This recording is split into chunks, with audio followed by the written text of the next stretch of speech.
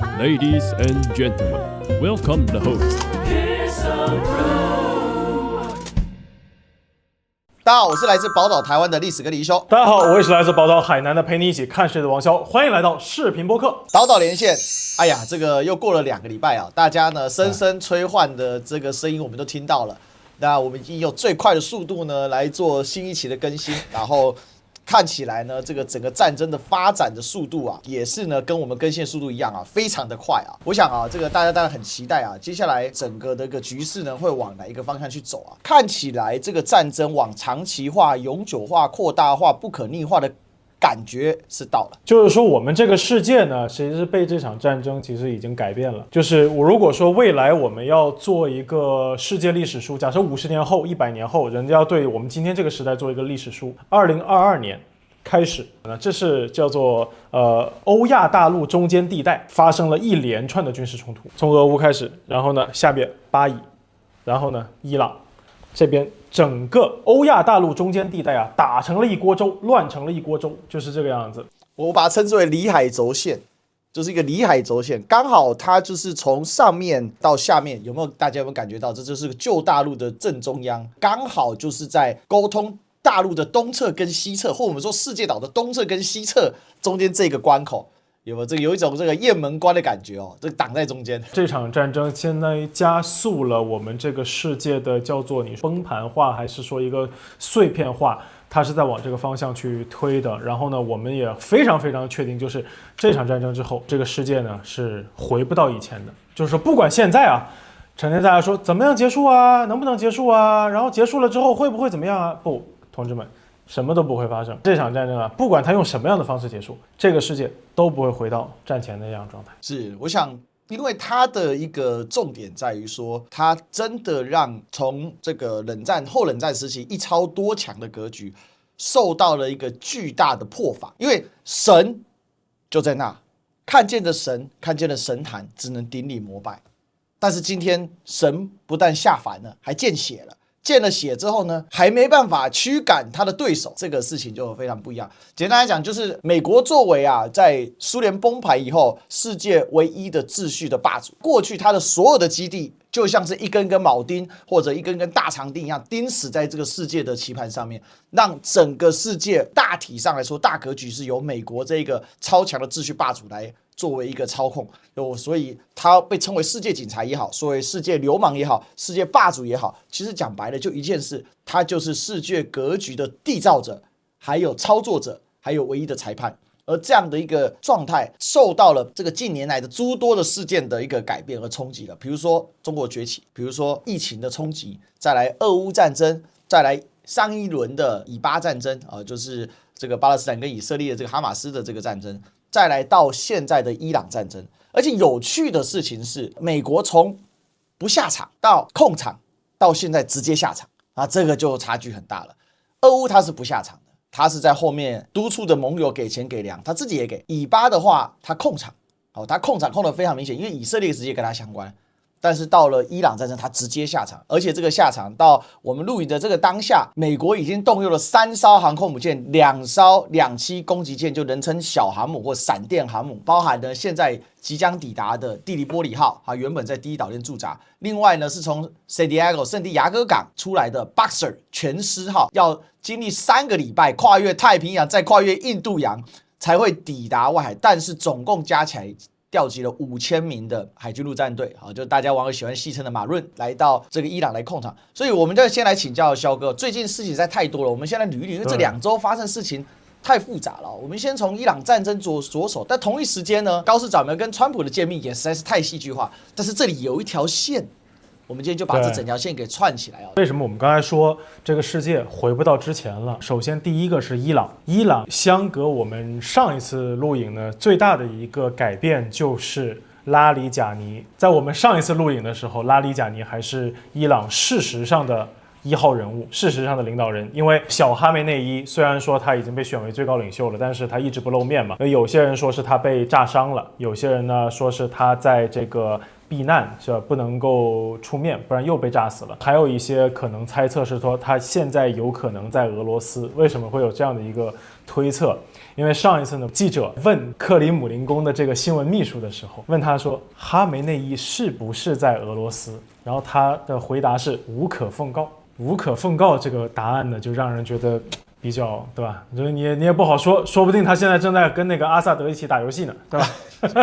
对这个我们不好说，所以有各种可能性，我们不说哪一种是肯定发生的啊，但是说之前拉里贾尼呢是最高领导人，拉里贾尼这个人呢，我们当时也跟大家聊过了，就是他是强硬派里面可以沟通的，他是一个又被强硬派所接受的人物，又被自由派所接受的人物，然后呢，由于他很长期的在伊朗的政坛工作，所以他能够跟各方面都能够对得上话。然后这里呢，我们就跟大家回顾一个之前我们一直在说的概念，什么叫外交？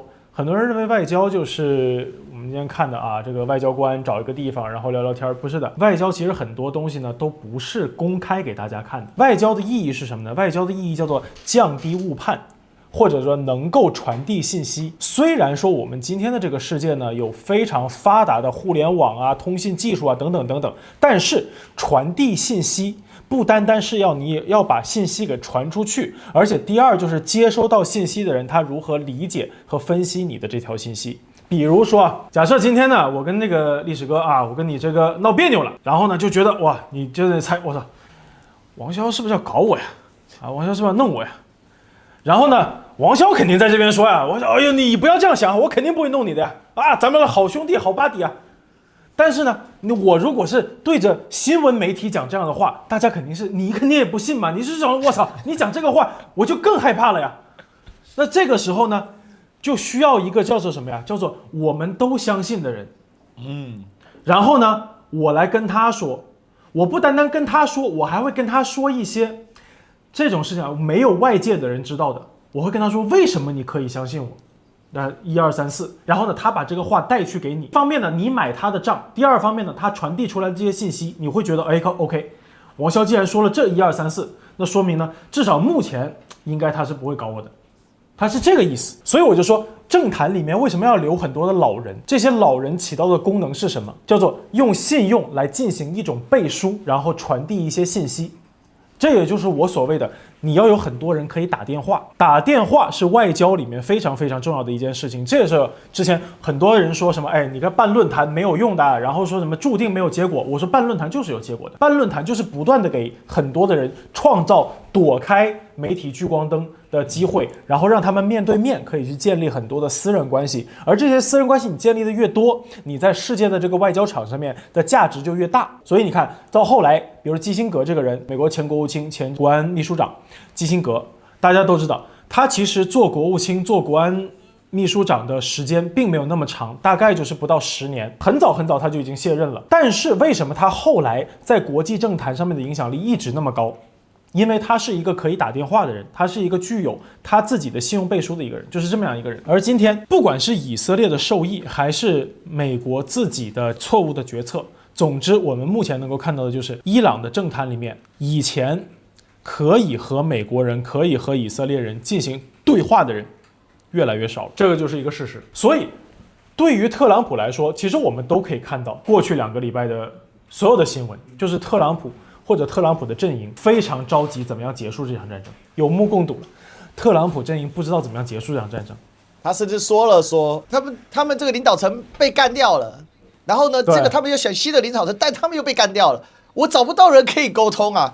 因为他们都被干掉了。对，你自己杀的人呢？你这里说什么？对不对？现在他这个尴尬的地方就在这里，就是没有人可以打电话，没有人可以沟通。就是你哪怕让别人投降，你也得让一个人出来投降。所以呢，我们一直说以色列嘛，他是控制了美国，他用什么方式控制了美国呢？用这种技术性操作控制了美国。美国现在是呢，我觉得特朗普有一种进退维谷啊、进退两难的这样感觉，可能他已经想要跟别人联络了。但是啊，整一个中东的情报网络由以色列摩萨德在代理，就是说你获得的信息永远比以色列人慢一步。然后呢，以色列人如果说察觉，尤其是内塔尼亚胡的目标我们都知道嘛，很明确嘛，就是你美国不要走，他的目标是美国不要走，所以说他怎么可能让你去谈判呢？谁如果跟特朗普打上了电话，他就要把谁给搞掉呀，对不对？这就是现在的情况嘛，对不对？那之后整个伊朗既然不能谈判，那还能有什么选择呢？那搞嘛，那就跟你干嘛，反正我是就上班，这你公务员上班无非就这点事儿，我要么谈判，要么打仗，对不对？这我国防部，这伊朗国防部，伊朗革命卫队，那对于我来说不就这点事儿吗？我要么谈判，要么杀人，对吧？那你不让我谈判，那我杀人好了。那只能这样干了，这样就是现在伊朗整体的一个情况。所以我们说的比较通俗啊，但是其实你自己想想，就是他把所有其他的路都给堵死了，只剩下这么一条路了。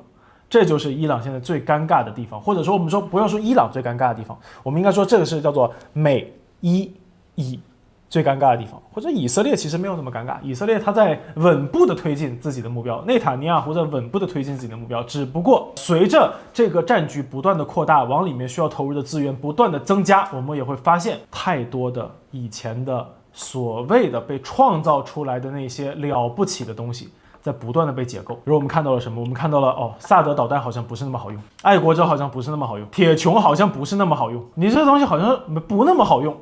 相比而言，伊朗那个东西啊，不要说它是草台班子，你不要说它是小作坊手搓出来的，便宜又好用。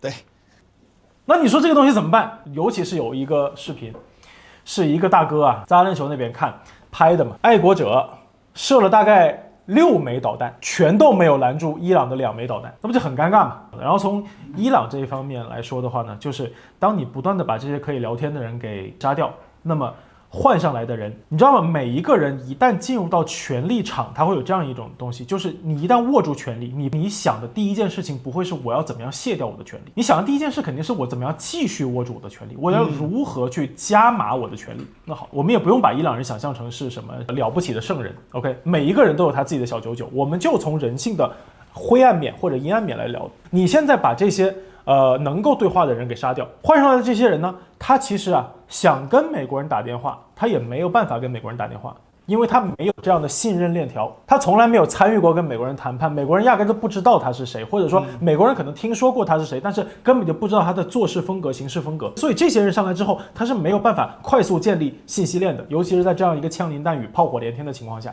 他没有办法建立信息链。他是为什么上来？因为他的前任都被炸死了。被谁炸死了？被以色列人、被美国人炸死了。那么这些人上来以后，不管是老强硬派还是少壮派，对于他们来说，既然我获得现在手里面这份权利或者这个地位的原因是我要跟美国人、跟以色列人打，那我要如何去稳住我的权利？就是我要创造一个可以打的环境，我要创造一个可以继续打的这么一个趋势。所以对于伊朗现在，你也会发现了，他在动用袭击的时候，他的目标越来越多，之前都没有明确的去攻击一些以色列的目标。那么最近2天我们看到以色列有大量的目标受到攻击。当然一方面有些人说，到底是以色列之前没有被攻击，现在才被攻击了，还是之前以色列通过他自己内部的技术手段把这些信息给压住了，现在已经压不住了，因为受到攻击太多了。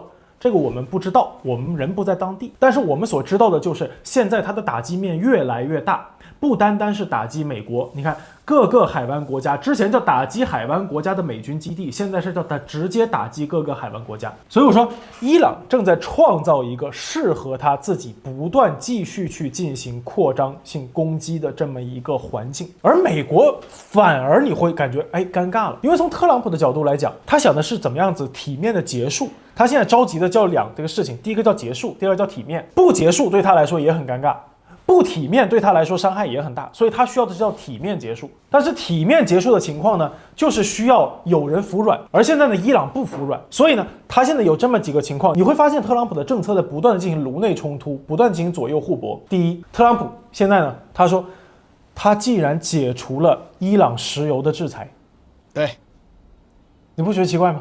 但是他说你是在打。放心，钱不会掉伊朗口袋，不会的。我们透过我们非常精准的金融的体系，这个钱不会到伊朗口袋的，你放心。首先这件事情已经很荒唐了，然后呢，第二件事情就是呢，他们在暗示要升级，他们想通过升级来降级，这个是美国人一直以来的一个战略，就是他希望通过加码这场战争，来减弱这场战争。可是呢，你这种慢慢加码其实很尴尬的，就是美国从越南战争开始，一次一次已经证明了，你要么就一次性用压倒性的力量把敌人给打掉，除了这个方法之外，没有任何第二种方法。最好是不开战，如果你要开战，最好是这种方法。就好像当年海湾战争一样，你一次天兵天将把敌人摧毁，摧毁完了直接跑，非常体面。但是现在美国人好像搞不定这个事情，所以他在暗示加码，但他到底能怎么样加码？现在我们能够看到是加一艘号称要派出2到3千人的地面部队，但2到3千人你干嘛呀？这不是让人家进去送死吗？更加坐实了马润在美军体系中不是人，也是马，对不对？牛马，对吧？对吧？4等人确实不是人，我这2、3千人这个生命啊，就是被人给绕着玩。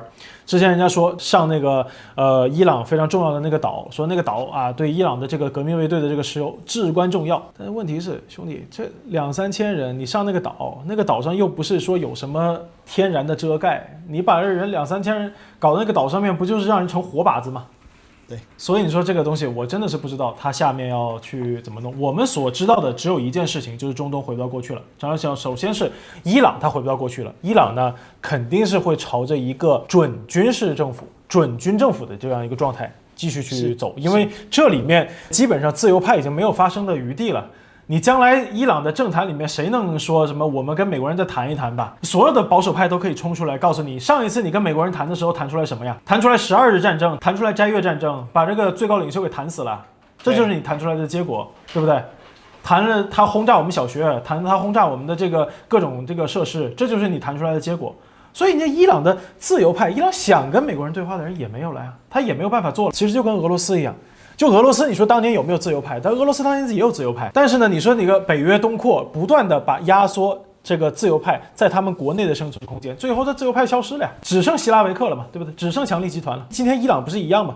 伊朗也会慢慢的变成一个希拉维克式或者说叫做强力集团统治下的国家，而伊朗相比俄罗斯更进一步的是什么？俄罗斯现在最大的鸽派或者俄罗斯最大的这个中间派啊是普京。对吧？普京还在，而伊朗的普京被你炸死了。伊朗的一把手还可以啊，稍微摆弄这个政治天平的人被你给炸死了。下面上来的全都是这套叙事里面成长起来的人啊。你现在约等于是什么情况？我跟大家大概讲解一下。我们如果用俄罗斯来做这个对比，伊朗现在情况是相当于是普京也没了。然后呢，是谁成长起来了？是一个在俄乌冲突里面啊冲在前面的，跟这个欧洲人或者跟这个欧美人有着血仇的人成长，变成了莫斯科的主人。然后你说你未来怎么谈呢？我觉得很困难。相当于你把这套叙事里面的人和可以继承这些人政治衣钵的人给清除了之后，那么呢，他们这个整个政治逻辑、政治文化和政治的趋势就已经被你给扭转了，被你给改写了。改写了之后呢，就很难再挖回到以前。美国人说1000道1万，他最后是可以离开波斯湾的。但是波斯湾那些国家怎么办？我们都知道王爷是不能打仗的。今天我看一个信息，说什么王爷沙特现在准备下场干涉红海了。我说沙特千万不要干这样的事情。阿拉伯的谚语大家都知道的，你千万不要使出真本领，不然你要让大家知道你没有真本领。海湾这个地区啊，你说将来怎么办？非常非常尴尬。这些人都不知道要如何跟伊朗处理。所以说啊，我就觉得伊朗现在这个情况呢，对于后续的一个发展呢，我认为是非常尴尬的，对吧？你怎么看？这事情其实刚才王小点到整个框架嘛，我们就来看细节符不符合这个框架，那就知道这个叙事是对的还是错的。首先第一个，伊朗选出了一个宗教位阶低，但是他有军队经验，然后他是一个强硬派的烈士。简单讲，小哈梅内伊这个穆吉塔巴哈梅内伊，他就是一个军事政府，但是他是用宗教、用革命卫队这样来形式来包裹，相当于伊朗一口气解决了世俗化跟教师集团这种长期出现没办法兼容的这个状况，因为他这个二元政权不断在二元化嘛，这跟他们祖先信仙教很像嘛。阿胡拉马兹德因为善恶两神一直在斗来斗去，斗不出个所以然来。当然，在神话当中，善神终究战胜黑暗。伊朗用鲜血淋淋告诉你，看来这个预言还真的在这个小哈梅内伊身上应验了。也许真的是这样。当然，这个我们只是说拿他的这个历史神话来做一个预言啊。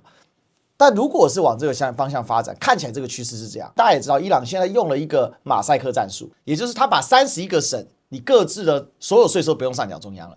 可是大家有没有想象到一个很有趣的现象？这样子做不就地方割据吗？那这样子做，伊朗不会散架嘛？这就牵涉到伊朗第二个属性。为什么王爷国家拿伊朗没办法？伊朗这个长期受到制裁，人民吃不饱穿不暖，有700万人在这个为了食物而苦苦挣扎。可是南边这王爷国家头顶一块布，天下我最富，吃的喝的用的拉的，在沙漠中滑雪，这么有钱，怎么没有办法打仗？你说你单纯从说因为他过得很好，所以呢穿西装的会怕这个穿赤脚的，其实不能是完全这样解释的。其实这场战争正彰显了一个很有趣的现象，这个地缘政治的本质是当地的地缘在霸主的力量逐步衰退的时候，它会更加的来主导整个地区的一个发展，因为这些王爷国家讲白了，他们通通都没有经历过真正意义上的现代化。最有名就是沙烏地阿拉伯嘛，就你都把王室的名字冠在这个国家名字的前面了，这个国家就是绍德家的阿拉伯国王国，就这么简单。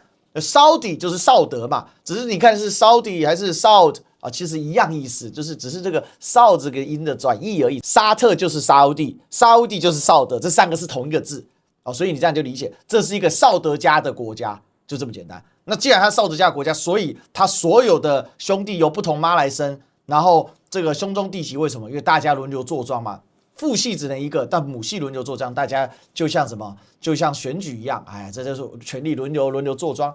所以为什么传到第3代会搞得这么难看？当初为什么小萨勒曼 MBS 要上位的时候，把他所有的这个堂兄弟，甚至把他叔叔全部关到超级豪华5星级酒店里面，拿着棍子把他们打到他们终于投降，用这么奇怪的方式政变？因为这是个家族里面的事情嘛，你总不能家族里面就拿刀出来砍人嘛，对吧？拿个棍子就差不多了。所以这个概念请理解，这也是整个这个6个中东的国家。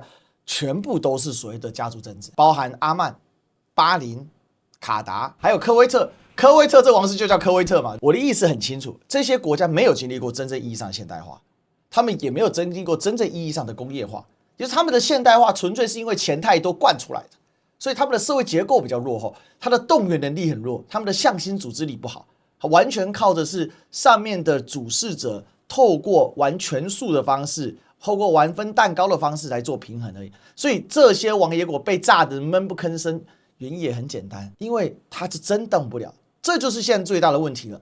当美国从这边的势力往后退却的时候，那这个地方其实美国的智库已经给出答案了嘛。你让伊朗好好发展个10年20年，它会变得成为区域的霸主。事实上，他哪怕在制裁了47年的今天，他世界排名第14啊，美国世界排名第1，以色列排名第17。可以打得有来有回，虽然伤亡很惨重，他长期受到制裁，所以说我们说难听点，就是这普通老百姓啊，其实苦日子过惯了，你真打起来，对他来说并没有感觉到那么难受。当然，我们不要美化苦难，但是他们对于苦难的承受能力比这些发达地区要高得多。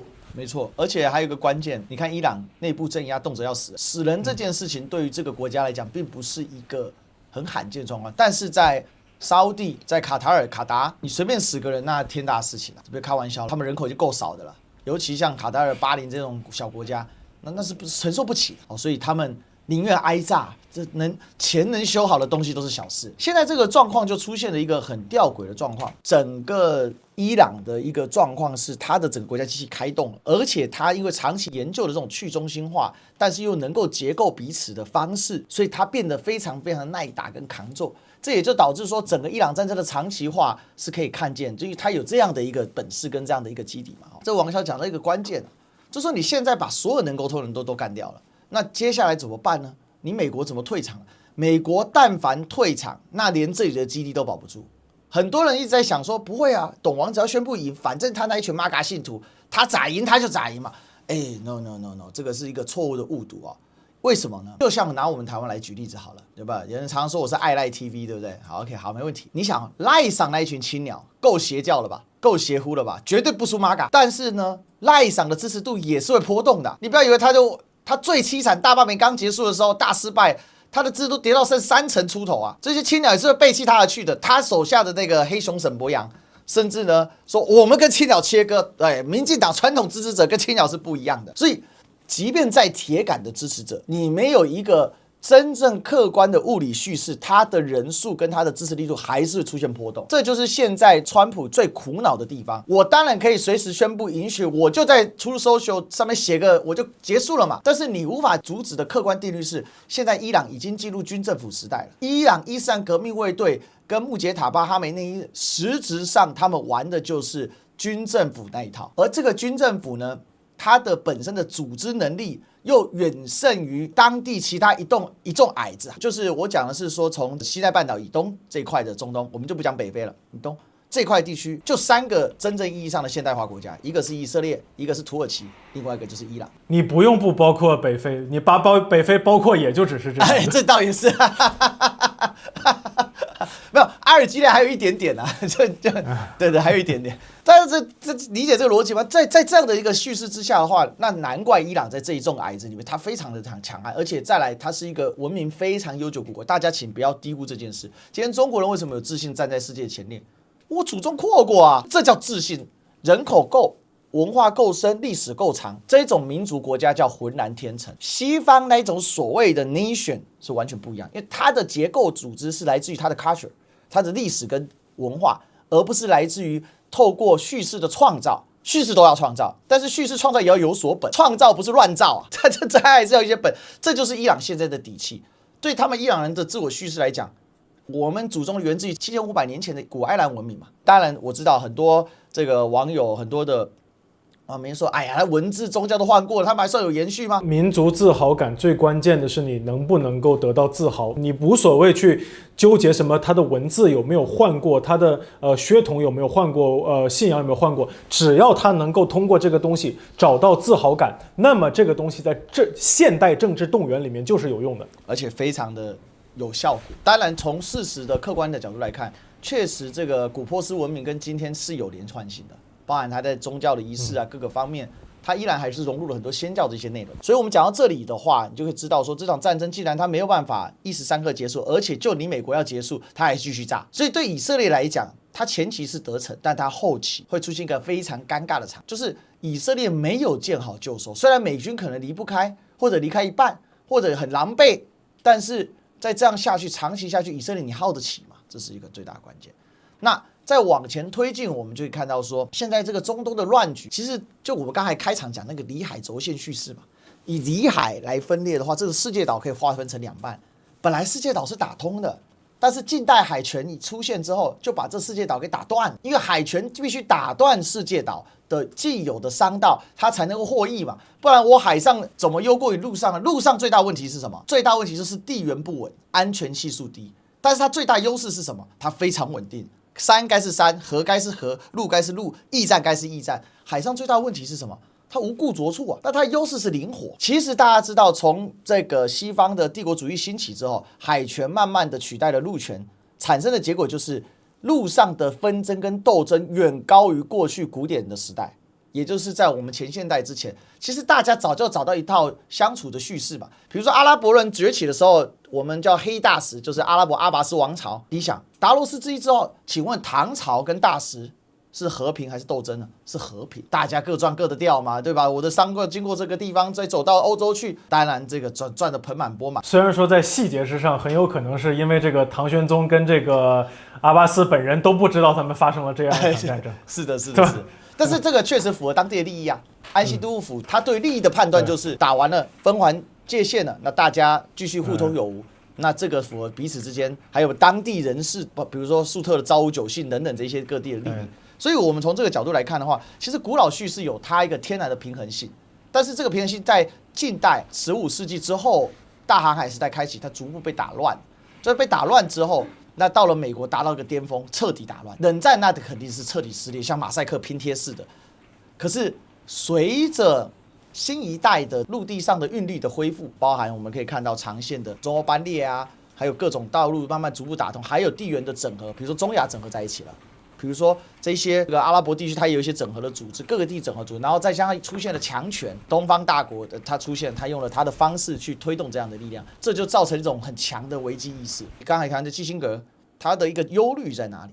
布里辛斯基的忧虑在哪里？其实我们就可以看到，所以这个忧虑，我觉得就是具体反映了我们现在在看这个伊朗的事情的时候，其实有一条很巨大的暗线正在脉动，只是它具体呈现出来它不会那么顺，还有它会呈现在非常非常多的方面。所以再来我们就来请教一下王骁的看法，就是说现在我们看到伊朗这战事无法结束，国就出现了很多应激的反应，很混乱，但是这些混乱背后其实是有它的道理。那我们先从第一个美国的这些仆从们，第一个当然是最显目的谁呢？高市早苗去了美国，太开心了，珍珠港乐给他偷袭下去了。你来说说这里面，如果从这个暗线我们来看，高市早苗去美国，他有什么样的意思？太荒诞了！我觉得高市早苗呢，反正就是他需要是几个说法，他需要是美国给他几个说法。其实他早就已经是应该是有这个计划要去的，并不是说因为伊朗这件事情他去美国的，就是作为日本首相，对吧？而且他刚刚在国会选举中大获全胜，他现在啊算是老娘在这一把里面算是坐稳了，所以呢他已经有资格啊去觐见大皇帝啊，觐见凯撒。觐见奥古斯都啊，他现在要去华盛顿觐见奥古斯都。日本作为这个仆从国，他们这个最高领导人要去朝见奥古斯都，这个是他们的一个叫做政治礼貌和政治传统。第一阶的第一名的仆从国，是最大仆从国，对 GDP 第一的仆从国。当年呢，只有一个人破了这个规矩，就是第一届时期的安倍晋三。所以安倍晋三呢，很快就被搞下去了。陪着他被一起搞下去的呢，是整个自民党长期以来的这个统治权。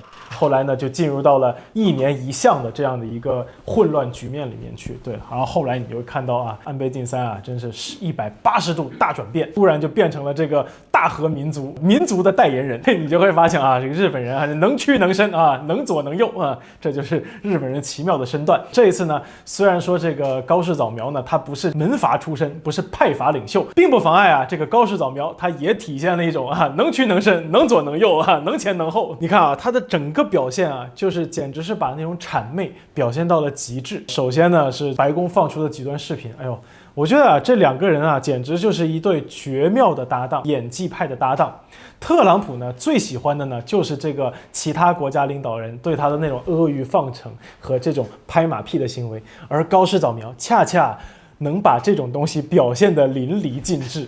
能把这个东西表现很好。其实我跟你说，德摩克拉西很尴尬的，因为德摩克拉西它不管怎么样，它一定会带有一点，多多少少带有一点民粹和民族主义的东西在里面，对不对？因为你要选票嘛，你选票你肯定要照顾大家的所有我们刚刚说自豪感、情绪价值、民族的荣誉啊等等等等。而你选出来的这个人呢，他又是你的国家领导人，理论上来讲，他在世界上面代表你们这个民族，代表你们这个国家。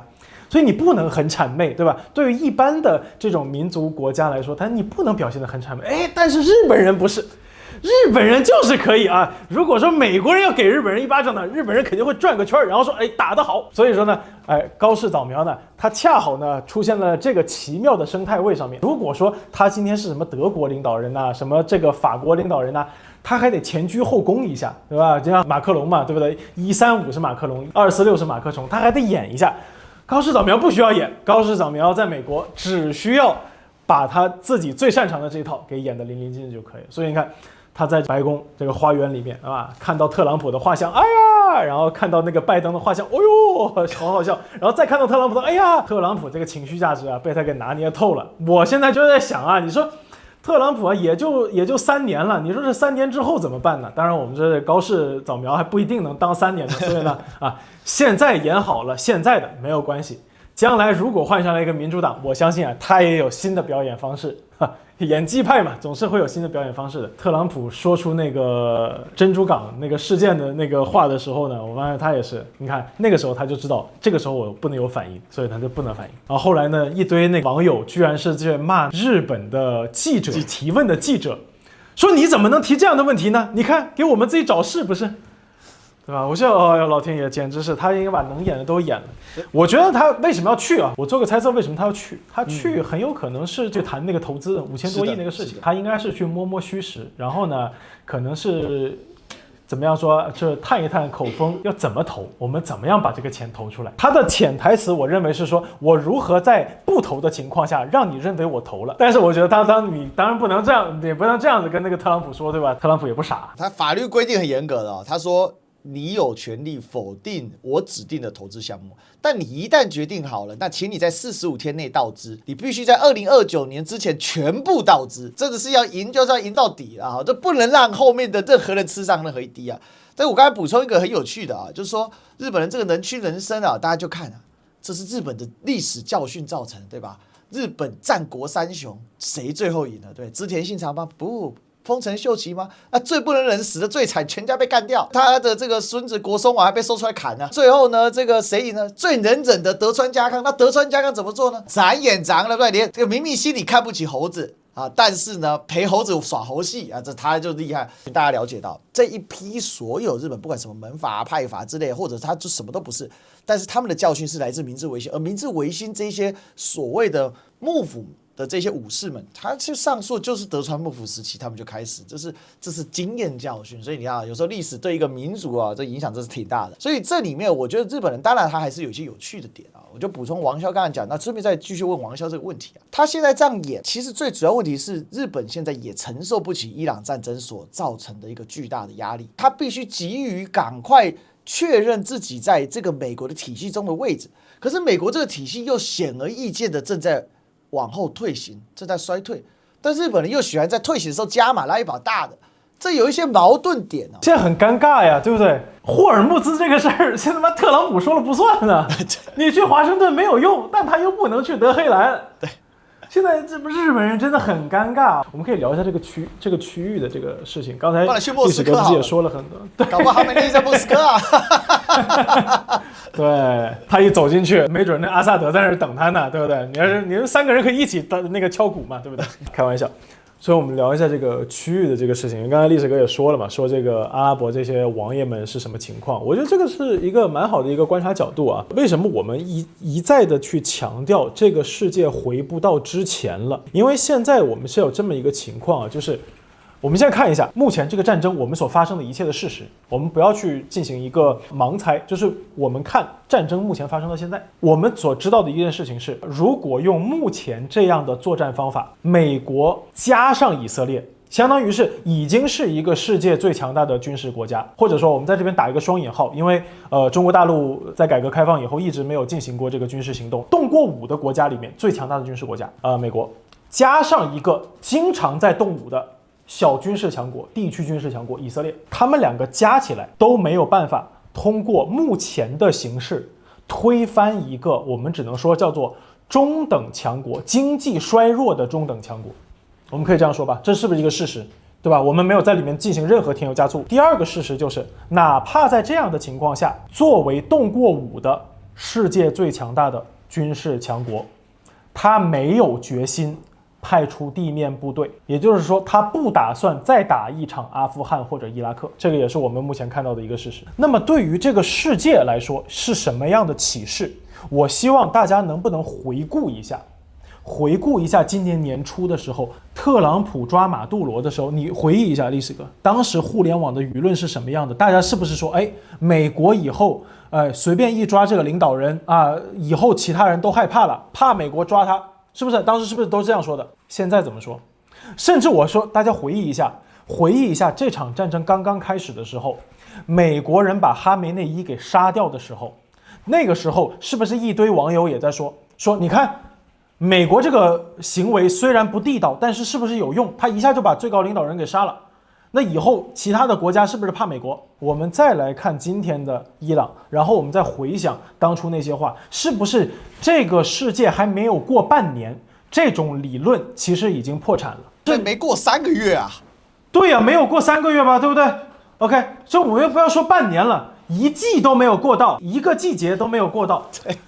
一个季节就已经论证了，对于一个经济衰落的中等强国，只要你有一定的组织力，哪怕美国杀了你最高领导人，或者美国杀了你最高领导人后再杀你一个最高领导人，甚至再杀你一个最高领导人，其实你不会崩溃。对，对于大家的信号是什么？就是我只需要不断的顶人上去就好了。对于那中等强国来说，未来就是我可以在地区横着走，美国不会轻易来管的，因为他搞不定我。那这个世界，下一步这个世界就会有很多的变数。对于很多区域强国来说，只要我敢动手，我是不需要考虑别的情况的。我需要考虑的就是我周边的人，我能不能打得过。对，我不需要考虑美国会不会下场，美国下场也不会把我怎么样。非洲、北非、中非、南非、东欧，啊，这个中东，现在是这个南亚这些情况，对吧？未来的这些区域强国，区域上它都不需要是强国，它只要是认为我的邻居不是我的对手，我能不能动手？反正世界秩序已经垮掉了，现在伊朗所承受的损失就是你已经杀了我好几个最高领导人，我是一个主权国家，我是一个联合国成员国。那么如果美国人可以这样做，未来直接击杀最高领导人是否是区域冲突中的一个可选项？对于其他地方，我们说它还是一个问号。我就说海湾地区，伊朗击杀这个美国最高领导人确实是天方夜谭，他也派不了那么远。但是我就问，他如果想要打击一下海湾国家的这些地区的王爷，是不是易如反掌，轻而易举？那这个地方还有什么安全可言？那我们再问，就是刚才我们沿着历史哥刚才你说的，你刚才提到了陆权和海权，海权的价值在哪里？海权的价值有这么几点，不管是当年的英国还是今天的美国，海权文明控制世界最好的方法是什么？大陆乱，然后控制海。但是海这么大，你不可能说是每一海里你都有一个舰队，这不成立。控制海域其实跟控制大陆的意思是一样的。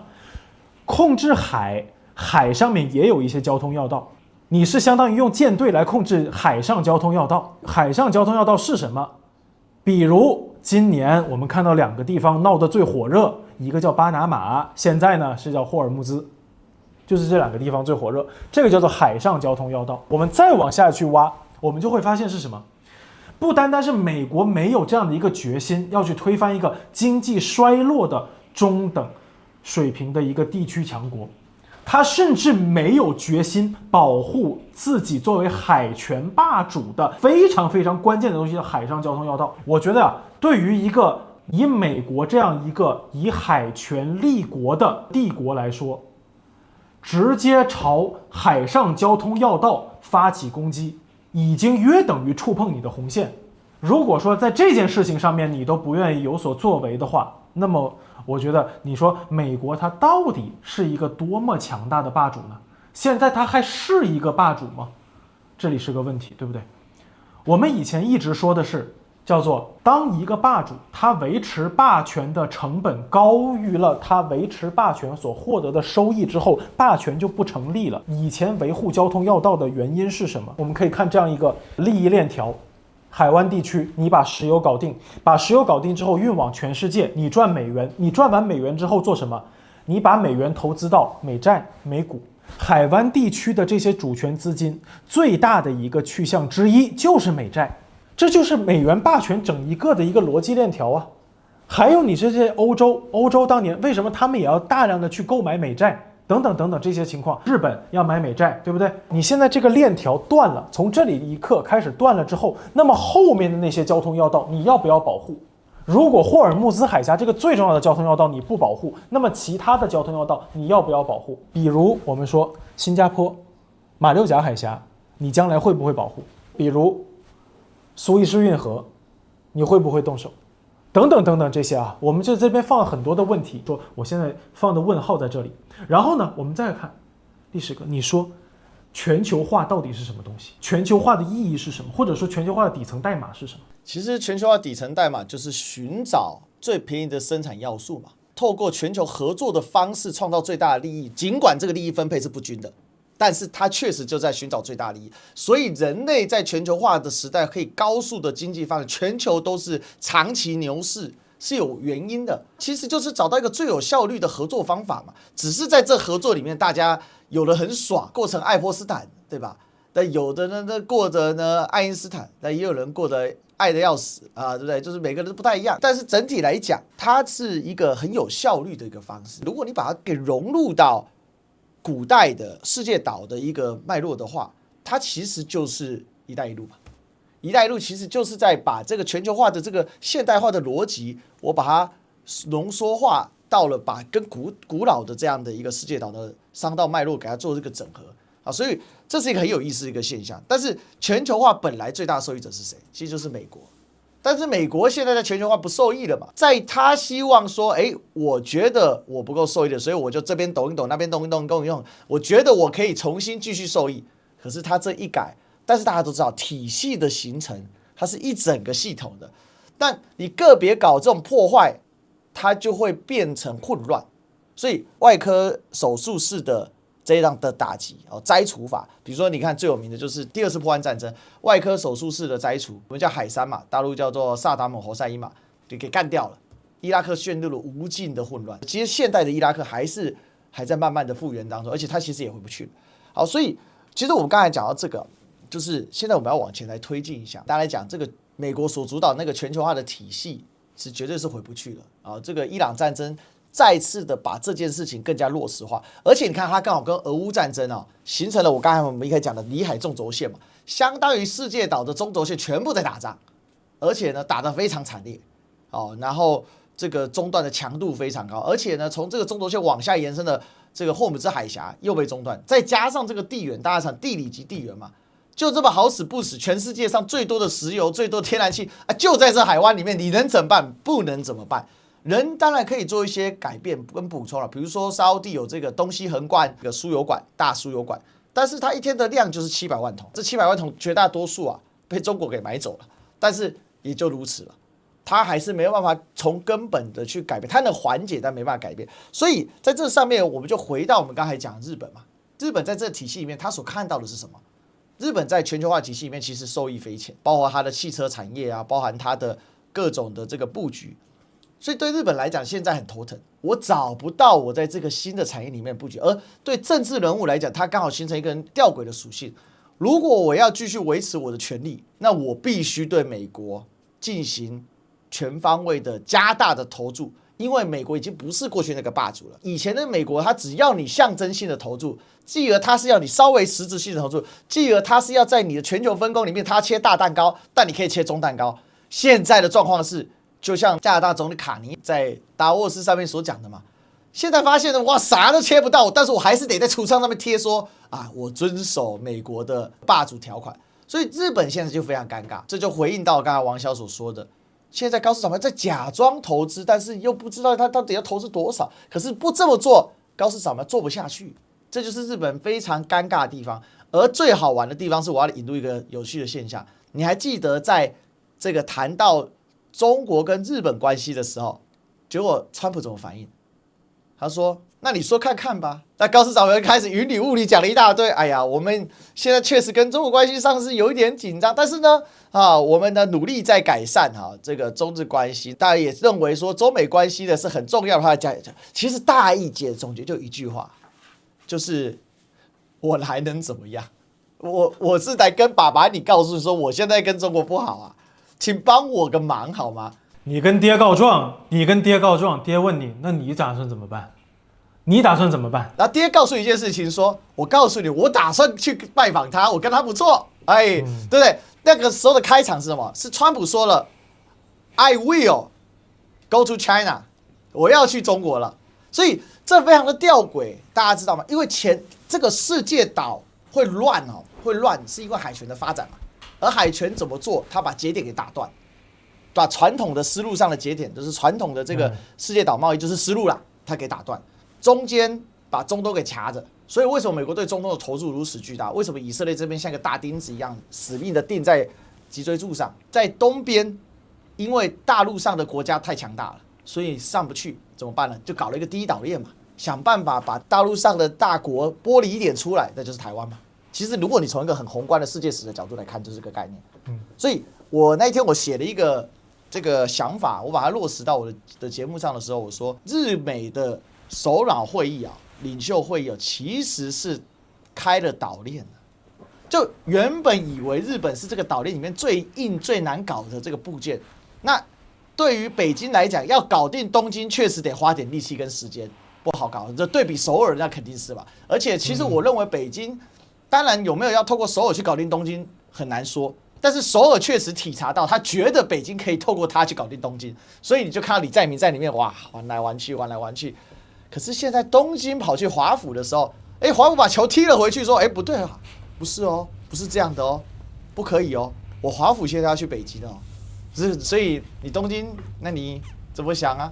所以东京现在说如果你们搞得好的话，那也很好嘛，是吧？本来东京是作为华府对抗北京最重要的那个大的消波块它就卡死在那边啊。你的任何浪级打过来，我就不断加固这消波块，这消波块还会自己加固，我继续加强自己。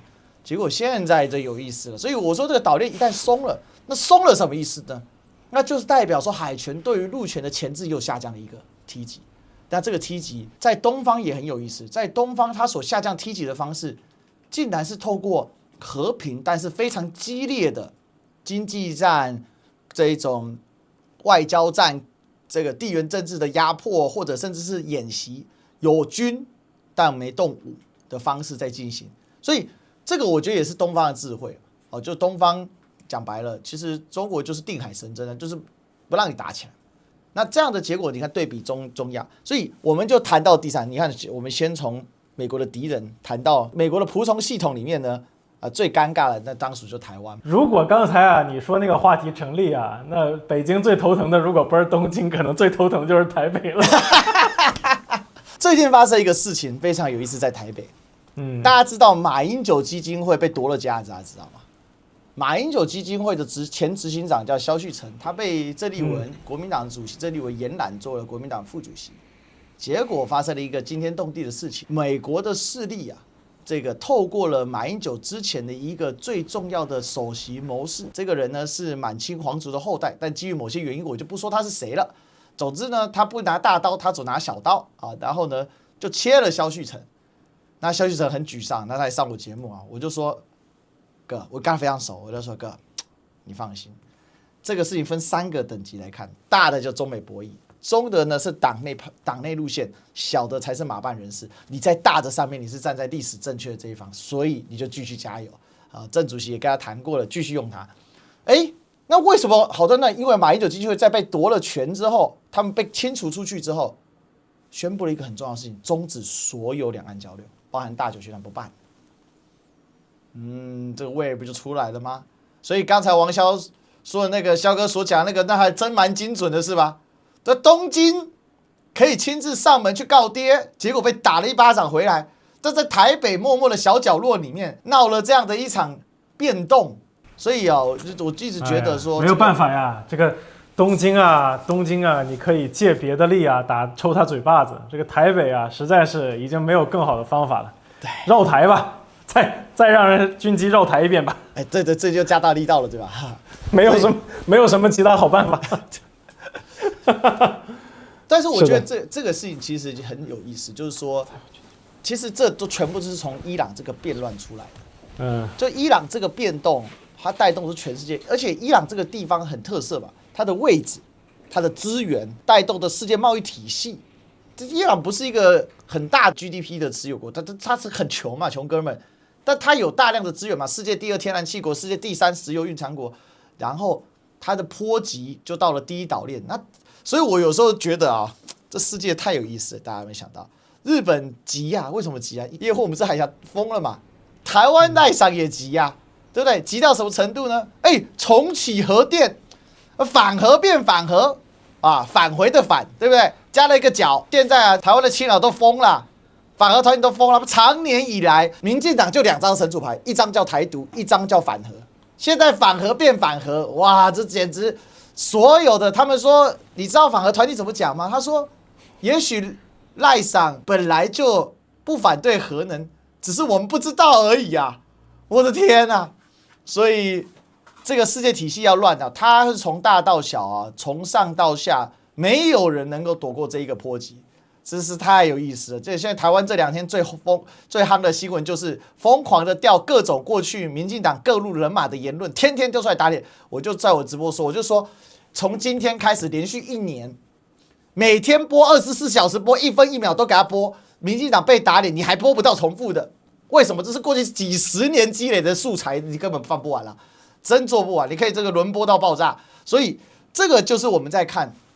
世界动了嘛？但是你看，回过头来，谁在这个世界大变局里面准备的最好？我觉得这很有意思。讲白了，其实我认为中国大陆准备的最好。我的观点啊，就是沿着刚才历史哥的往下说，我说，两个，第一个是你看啊，我们这个全球化断裂已经不是说哪一个国家责任了，就是美国它一定会拆掉这个全球化的。你像霍尔木兹海峡现在这个一动下去之后啊，这个世界的底层有这么几个东西，一个东西呢叫能源，一个东西呢叫塑料。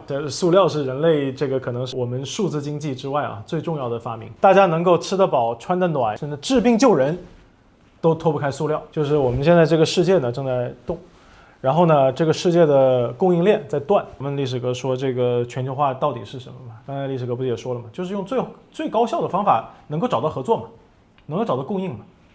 那你说在全球化时代，大家信的是什么？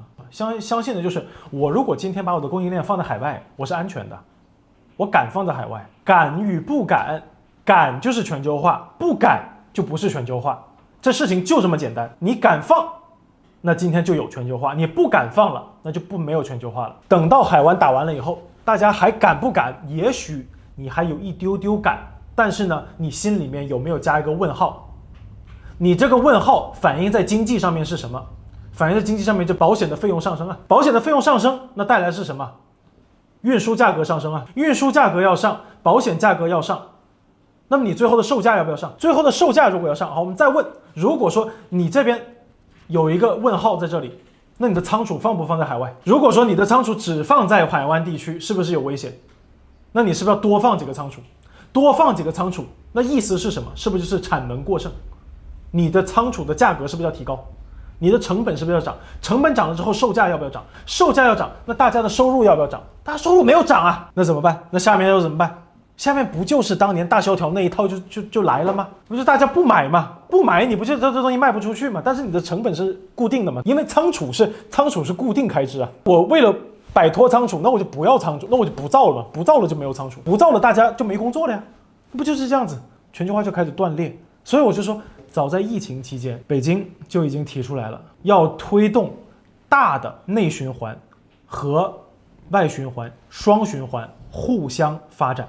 当时在大陆互联网上面舆论，一堆财经博主，或者说当时一堆所谓的就是所谓意见人士，都在那边说，哎，闭关锁国啦，要什么要自绝于世界，要自己开除自己球籍。你看现在是不是高瞻远瞩？后面那几年，你知道中国大陆后面那几年是吧？脱贫攻坚，促进对内消费。虽然你如果今天一上网，肯定还会有一堆人在那边吵说，哎呀，我3000月薪啊，或者说什么这那。但是我们看具体的大数据。大数据上面表现的就是它的政策上面研究是怎么样子打通很多的堵点，就是说很多普通人做生意以前其实在政策上面是很困难的，比如说你在这个城市做生意跟你在另外一个城市做生意，因为每个城市具体的规章制度不一样，或者说处理的那个办事机构不一样，甚至处理的那个人不一样，它都会给你带来不一样的结果。那么好，中央这几年不断的在做的就是在把这些让阻碍普通人去发展自己的这个经济活动的这些阻碍给拆掉，让普通老百姓可以更方便去做生意，更方便去做交换，更方便去采购，更方便去这个运输仓储，然后销售和消费，它就是更方便你做这些事情。然后呢，在过去几年不断在做什么？不断在想办法怎么样子在教育、医疗、住房上面给予更多的支持。虽然说你如果问到具体的人，他还是会跟你说物价在上涨，然后呢房子蛮贵的等等等等，每一个人都有具体的说法。但是我们看到整个社会的大的数据的时候，它是真的当成一件事情在往前推的，所以这个叫做推动大的内循环。但是他又说什么？要做大的内循环和外循环进行双循环，进行不断的这个联络。所以你又看到是什么？去年中国大陆对外贸易的盈利，那个盈余已经超过1万亿，今年很可能要超过1.2万亿。然后呢，世界未来3个大国中美俄。然后刚才历史哥你说中国大陆是已经做好了这个准备的，俄罗斯我也认为它部分做了准备。这个准备是什么？这叫在意识形态上面做了准备，就是他已经给自己找到了一个世界定位嘛。现在呢，叫做中国大陆已经有了一套自己的叫做制式方案，但是这套制式方案，它必须要在这个世界能够进入到制式的时候，它才能够开始显现出来。现在还在呈现一个叫做末法时代，就是美国它要不断的拆掉这些东西，它是不断的打砸抢，不断的在砸烂这一切。那么在这个时候，中国的制式方案目前它的具体的这个能量还没有绽放出来。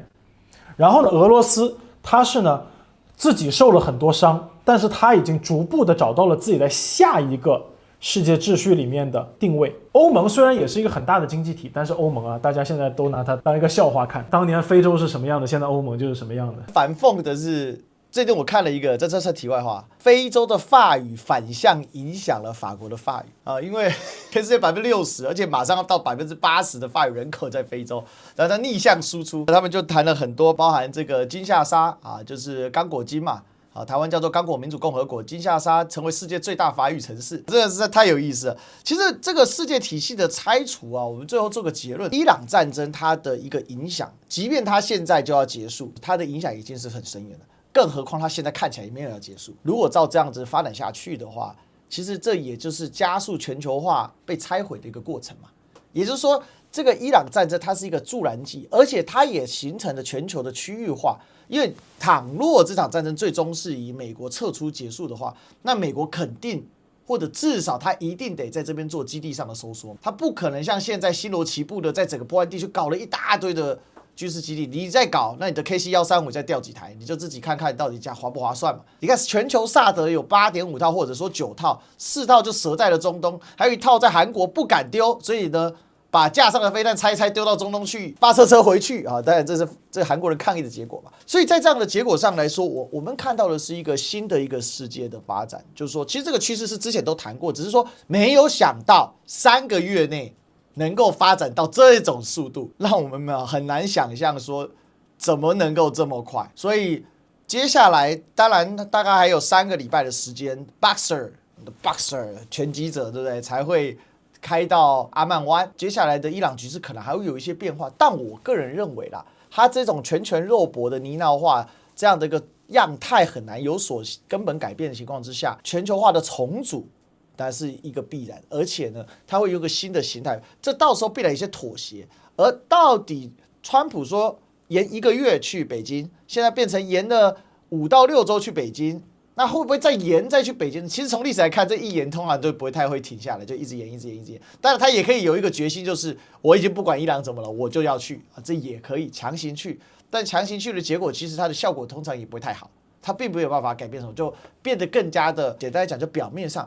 但是不管是表面上或实质上，那是美国的问题啊。对北京来讲，但凡你来求见，我见了你，这事就不一样，这答案就很显而易见嘛。而这个映射到台湾的内部，就像我刚才说的，国民党内部出现了这个萧旭岑事件，那接下来就会出现在2026的这个选举里面的动荡，所以我们接下来就 wait and see 啊，接下来还有很多精彩会来做这个发生啊哈。所以我们最后这个节目的结尾呢，我准备这个大言不惭，给我们这个特朗普老先生出2招妙计，可以从伊朗脱身。先生出则天下安，请。第1招。